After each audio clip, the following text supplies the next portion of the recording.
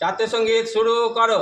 জনগণ মন অধিনায়ক জয় হে ভারত ভাগ্য বিধাতা, পাঞ্জাব সিন্ধু গুজরাট মারাঠা দ্রাবিড় উচ্চল বঙ্গ, বিন্দু হিমাচল যমুনা গঙ্গা, উচ্চল জলধি তরঙ্গ।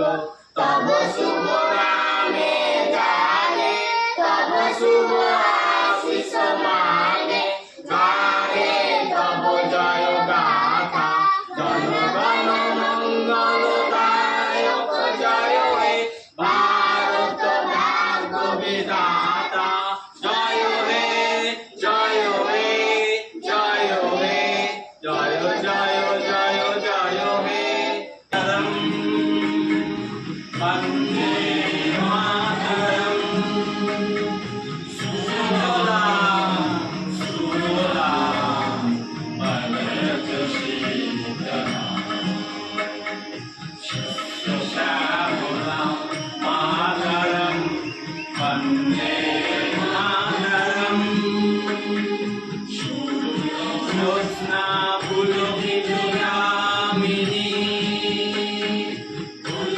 কুসুমিত ফুলকিত শোভিনী, সুহাসিনী সুমধুর ভাষিণী, সুখদাং বরদাং মাতরম, বন্দে মাতরম। বন্দে মাতরম, বন্দে মাতরম। সকলে বলো বন্দে মাতরম। তাহলে বন্দে মাতরমের মাধ্যমে আমরা কি জানতে পারছি? যে আমাদের মায়ের বন্দনা করছে। আমাদের মা কি করেন?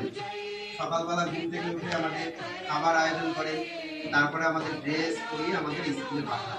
কিন্তু মা কি বাড়িতে তখনও বসে থাকেন? না, মা তখনও কিন্তু রান্না করেন, কাজ করেন, বাড়ির কাজ করেন, অফিসে যান, নিজের কাজ করেন, দেশের জন্য অনেক কিছু করেন মা, তাই না? তেমনি আমাদের এই ভারতবর্ষ হচ্ছে আমাদের মা রূপী বন্দনা। তাই আমরা মায়ের বন্দনা করব। কার বন্দনা করব? মায়ের বন্দনা করব। তাহলে আমাদের ভারত মাতা, সেই মায়ের বন্দনা আমরা আমাদের এখন স্কুলে প্রতিদিন আমরা কি করব? জাতীয় সঙ্গীতের সঙ্গে সঙ্গে জাতীয় স্তোত্র অর্থাৎ বন্দে মাতরম গানটি আমরা মুক্ত কণ্ঠে আমরা গাই। আমরা প্রতিদিন মায়ের বন্দনা করব এবং মা আমাদের যে শস্য শ্যামল এবং পরিস্ফুটিত করেছে আমাদের জীবনে, আমাদের চলার পথে, এগিয়ে যাওয়ার পথে মায়ের যে একটা বন্দনা, আমাদের মাকে স্মরণ করে এবং আমাদের ভারতবর্ষ তথা সারা পৃথিবীর মধ্যে আমাদের যে একটা ভারতের যে একটা ঐতিহ্য, সেটি আমরা আরো এগিয়ে নিয়ে যাব। ঠিক আছে? তাহলে এই বন্দে মাতরম গানটি কে গেয়েছিলেন? রবীন্দ্রনাথ ঠাকুর 1896 সালে। আর গানটি কে লিখেছিলেন? বঙ্কিমচন্দ্র চট্টোপাধ্যায়। তৎকালীন ইংরেজ শাসনের এবং শোষণের বিরুদ্ধে এটি ছিল একটা চরম হাতিয়ার, ভারত মাতার বন্দনা। তাই সেই সময় হিন্দু এবং মুসলমানদের মধ্যে বিভেদ তৈরি করার একটা প্রচেষ্টা ছিল ইংরেজদের।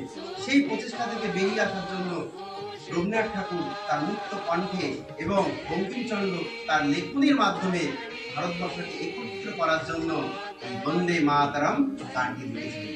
এই বন্দে মাতরম আমরা গানের মাধ্যমে আমাদের দেশপ্রেমিক এবং আমাদের মায়ের প্রতি ভালোবাসা এবং মায়ের প্রতি শ্রদ্ধা, সেটি আমরা প্রতিদিন জ্ঞাপন করি।